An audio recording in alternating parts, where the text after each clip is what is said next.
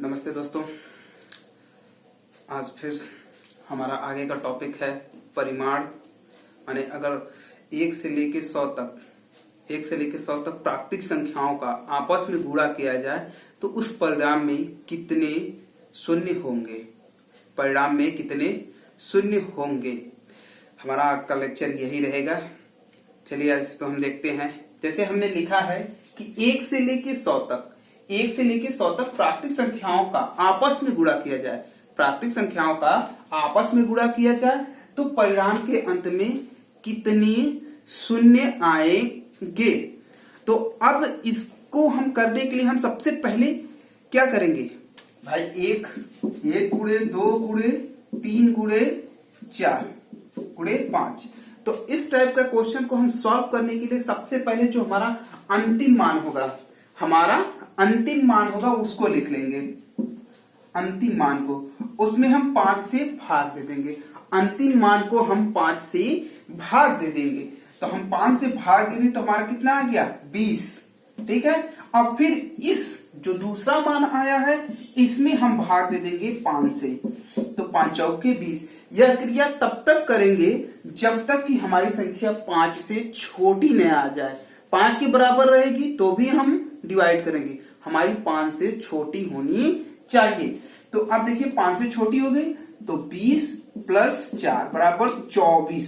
अगर 1 से लेके 100 तक प्राकृतिक संख्याओं को आपस में मल्टीप्लाई करेंगे तो हमारी जो वैल्यू आएगी वो क्या आएगी, 24 शून्य आएंगे। देखिए इसका हमारा ठीक है अंतिम मान। ठीक है, अंतिम मान डिवाइड बाई 5। ठीक, जो इसका भागफल आएगा, ठीक है, जो हमारा भागफल आएगा, जैसे भागफल 1 हम लिख दिए, नॉर्मली समझने के लिए भागफल 1 लिख देते हैं। तो अब ये हो जाएगा भागफल 1 डिवाइड बाई 5। तो भागफल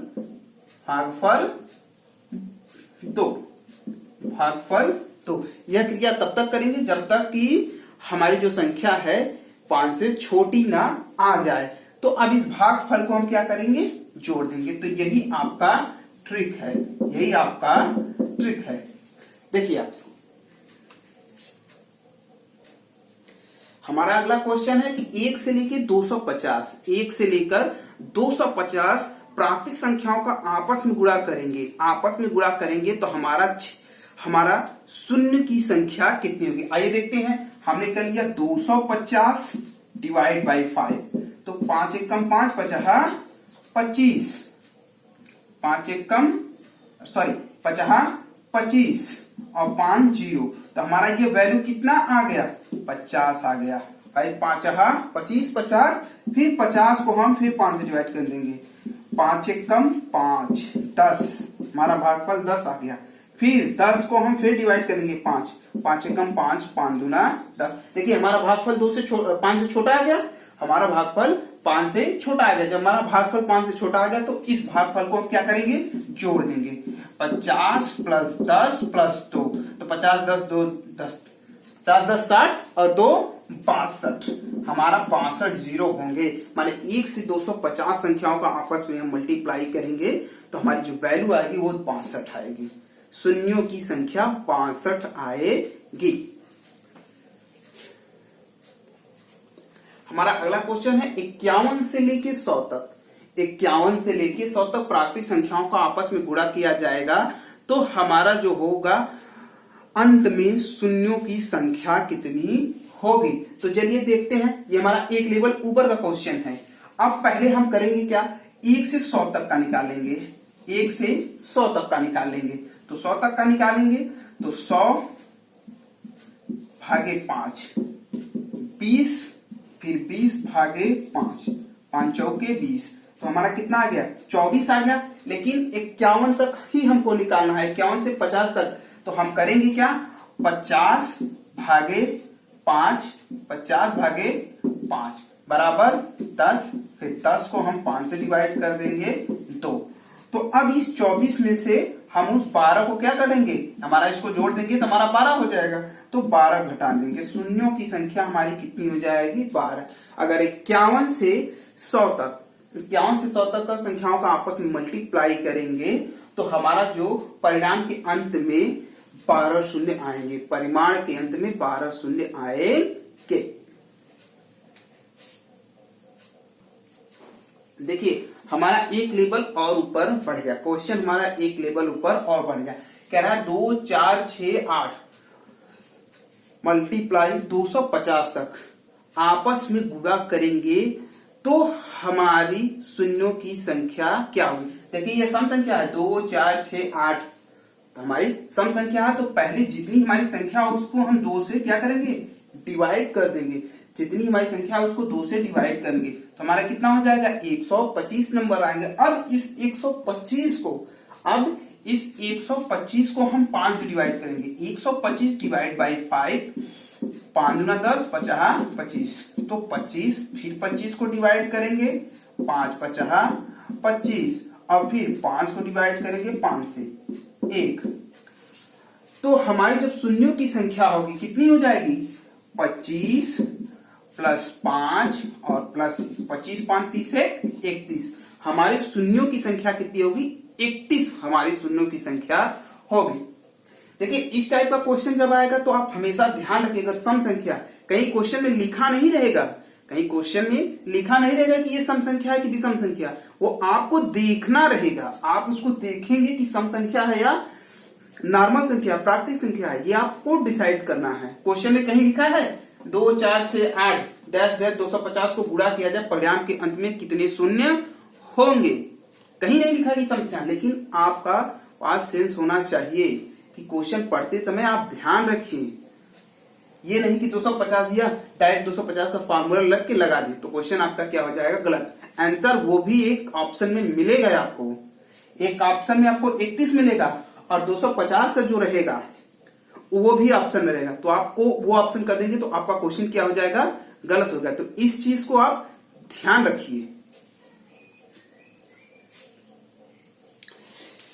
ये क्वेश्चन में मैं थोड़ा सा एक चीज और आपको बता देना चाहता हूं कि सम संख्याओं का गुणा करेंगे तो हमारा सुनिए, लेकिन अगर कहीं हम विषम संख्याओं का आपस में गुणा करेंगे तो हमारी जो वैल्यू होगी उस परिणाम के अंत में एक भी जीरो नहीं आएगा। कभी कभी क्वेश्चन उस पे भी देता है, आप इस चीज को ध्यान रखिए कि विषम संख्याओं का अगर हम आपस में मल्टीप्लाई करेंगे, गुणा करेंगे तो परिणाम के अंत में एक भी जीरो नहीं आएगा। आपको ये याद रखने के लिए मैंने बता दिया, या नोट करके आप लोग लिख लीजिए कि विषम संख्याओं का आपस में मल्टीप्लाई करने पर परिणाम के अंत में कोई भी शून्य नहीं आएगा।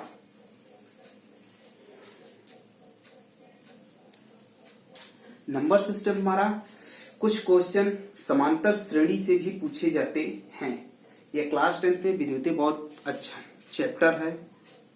एनसीईआरटी बुक में अगर इसके विषय में आप जानना ज्यादा चाहते हैं तो एनसीईआरटी बुक आर.एस. अग्रवाल या एस.डी. शर्मा का आप पढ़ सकते हैं, लेकिन यहाँ पे मैं शॉर्ट में अच्छे से डिस्क्रिप्टिव में बता दे रहा हूं कि कौन से पद कब कैसे हमको मालूम होंगे तो हम कैसे पदों को निकालेंगे।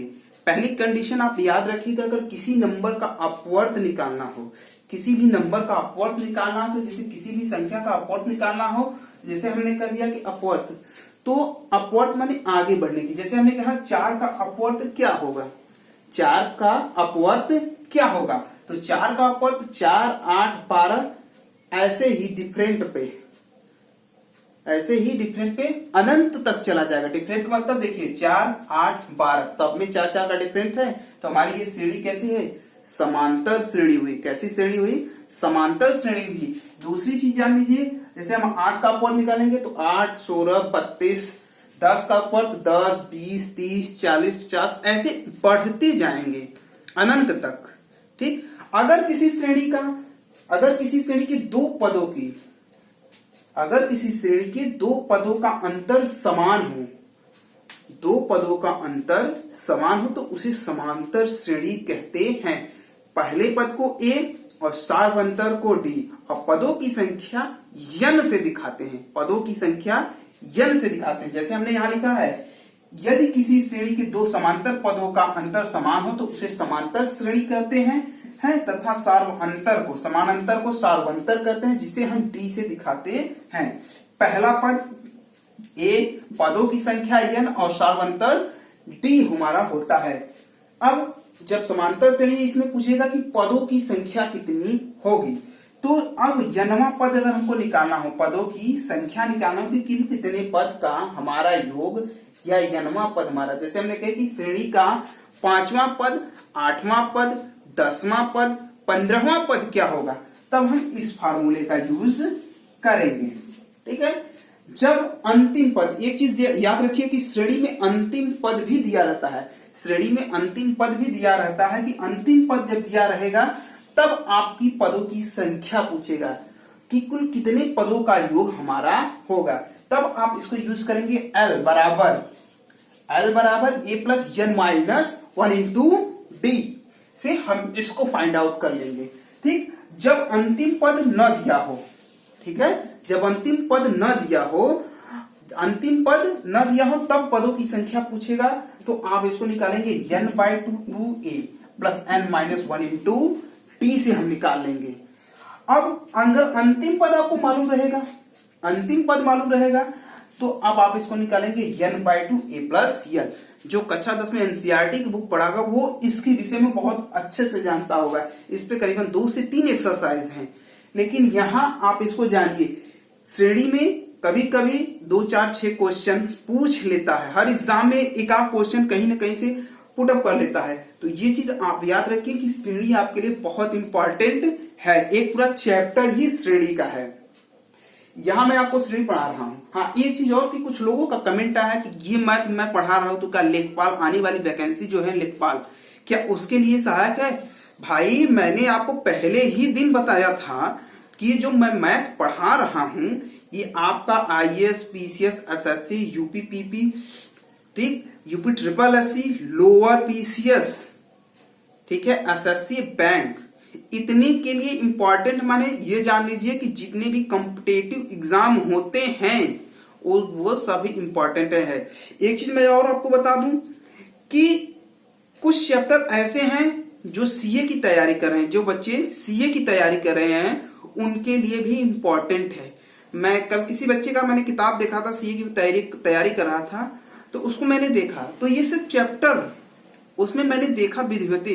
तो आप याद रखिए कि जो बच्चे आप सीए की तैयारी कर रहे हैं घर बैठकर, उनके लिए भी यह वीडियो बहुत ही इंपॉर्टेंट है, आप अच्छे से इसको करिए। तो ये मत सोचिए कि आने वाली जो वैकेंसी है नेपाल उसके लिए नहीं, ये नेपाल के लिए भी है। हाँ, ये चीज अलग है कि नेपाल का जो प्रैक्टिस सेट मैं दूंगा, अभी मैं इसको पढ़ा ले रहा, नेपाल की जब वैकेंसी आएगी तो मैं आपको प्रैक्टिस सेट प्रोवाइड कराऊंगा, कम से कम 20-25 प्रैक्टिस सेट, आप उसको सॉल्व कीजिए, मैं भी उसको सॉल्व कराऊंगा यहाँ पे, आप उसको सॉल्व कीजिए। जैसी ही वैकेंसी आती है मैं मैथ के लिए अलग से क्लास स्टार्ट कर दूंगा, ठीक है। तो आप ये चीज याद रखिए कि ये मैथ सभी के लिए इंपॉर्टेंट है, ऐसा नहीं है किसी एक के लिए इंपॉर्टेंट है, सभी के लिए इंपॉर्टेंट है। तो चलिए अब इसके आगे चलते हैं, हम लोग देखते हैं अगला क्वेश्चन अपना देखते हैं।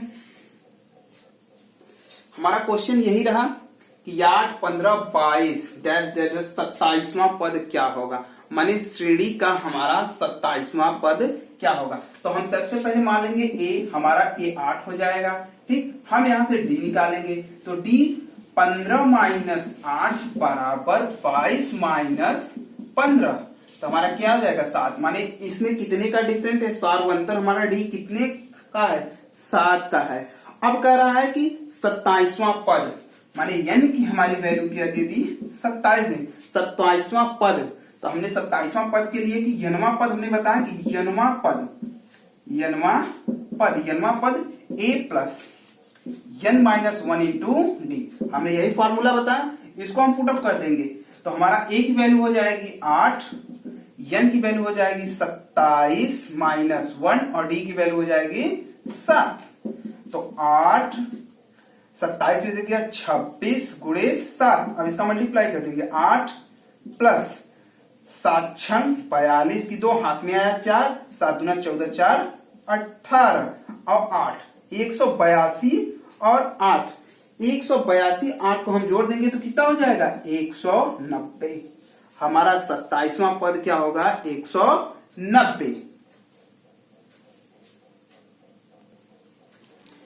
हमारा अगला क्वेश्चन है, कह रहा है एक ऑटो चालक पहले दिन 18 रुपया जमा करता है, दूसरे दिन 30 रुपया जमा करता है, तीसरे दिन 42 रुपया जमा करता है। इस प्रकार वह एक महीने तक जमा करता है। यदि महीना 30 दिनों का हो, यदि महीना 30 दिनों का हो तो वह कुल कितनी राशि जमा करेगा। तो अब आज इसमें यानी कि यहां जो पूछ रहा है आपसे, वो पूछ रहा है पदों की संख्या, कि पदों की संख्या हमारी क्या होगी। तो चलिए इसमें सबसे पहले हम निकाल लेते हैं। तो हमारे a इक्वल टू हो जाएगा 18 रुपया, d हमारा हो जाएगा, देखिए 30 माइनस 18 बराबर 42 माइनस 30। तो अब कितना आएगा, हम भाई 30 में से 18 घटा देंगे तो कितना आएगा, अब 42 में से 30 घटा देंगे तो कितना आ जाएगा, 12। हमारा क्या आ जाएगा, 12 आ जाएगा। अब 12 आ जाएगा तो यन हमारा कितना हो जाएगा, भाई कह रहा है कि 30 दिनों के लिए जमा कर रहा है। कितने दिनों के लिए, 30 दिनों के लिए जमा कर रहा है। तो यन की संख्या हो जाएगी 30। अब वह कितना जमा किया, इसका मतलब पदों का योग पूछ रहा है कि कुल उसने कितना पैसा जमा किया। तो अब हम देख लेते हैं पदों का योग। पदों का योग के लिए हमने फॉर्मूला क्या बताया, पदों का योग के लिए हमने फॉर्मूला बताया, जब आपको अंतिम पद नहीं मालूम है, क्या है, अंतिम पद नहीं मालूम है, तो हमारा क्या हो जाएगा, n/2 ब्रैकेट में n/2 ब्रैकेट में 2a n-1 इंटू d। यही हमने फॉर्मूला बताया कि यही हमारा फॉर्मूला है। अब देखिए तो n की वैल्यू क्या आ जाएगी, 30/2 ब्रैकेट में 2 गुणे 18 प्लस n की वैल्यू हमारी 30, n की वैल्यू 30 हो जाएगी, प्लस 30 माइनस 1 इंटू 12, हमारा यही हो जाएगा। अब इसको हम कर देंगे, सॉल्व कर देंगे तो हमारा ये 15 हो जाएगा। अब देखिए 18 दूना 36 प्लस 30 में से क्या 29 गुणे 12। अब देखिए 12 प्लस 12 नवा 108, हाथ में लगा 10, 12 दूना 24, 24 10 34 प्लस 36। अब देखिए 15, तो 8 6 14 की 4 4 3 7 1 8 384। तो इसका मतलब हमारा हो जाएगा 15 गुणे 384, 15 गुणे 384। तो कि 15 चौका 60, हाथ में आया 6, 15 बट्ठा 120, 120 प्लस 6 126 की 6, हाथ में हो जाएगा 12, 12 अरे सॉरी 15 28 15 45 10 45 10 65 2 47। भैया उसने 4000, ठीक है, उसने 4000, कहीं गलत तो नहीं है, इस बार चेक कर लीजिए कि कहीं हमारा मल्टीप्लाई गलत तो नहीं है। 15 चौका 60, 6 हमारा कैरी हुआ, 15 बट्ठा 120, 120 प्लस 126 की 6, हाथ में आया 12, 15 किया 45, 45 10 55 2 57, 5760। हो सकता है कहीं मिस हो जाए मल्टीप्लाई करने में, आप इस चीज को ध्यान रखें, मल्टीप्लाई करते समय कहीं भी मिस हो सकता है। ठीक, तो आप ये चीज याद रखें, ये हमारे पदों की संख्या। हमने कहा कि एक ऑटो चालक है, पहले दिन 18 रुपया, दूसरे दिन 30 रुपया, तीसरे दिन 42 रुपया जमा करता है। ठीक, वह इस प्रकार 1 महीनों तक जमा करता है। तो 1 महीने तक जमा किया तो पदों की संख्या हमको निकालनी होगी। इसमें कहा नहीं कि पदों की संख्या, लेकिन इसमें कह दिया कि 30 दिनों में कितनी राशि जमा करेगा। तो इसका मतलब हमको पदों की संख्या निकालनी है। देख लीजिए आप, देखिए अगला हमारा क्वेश्चन है कि 100 से 200 तक की कितनी संख्याएं जो 3 से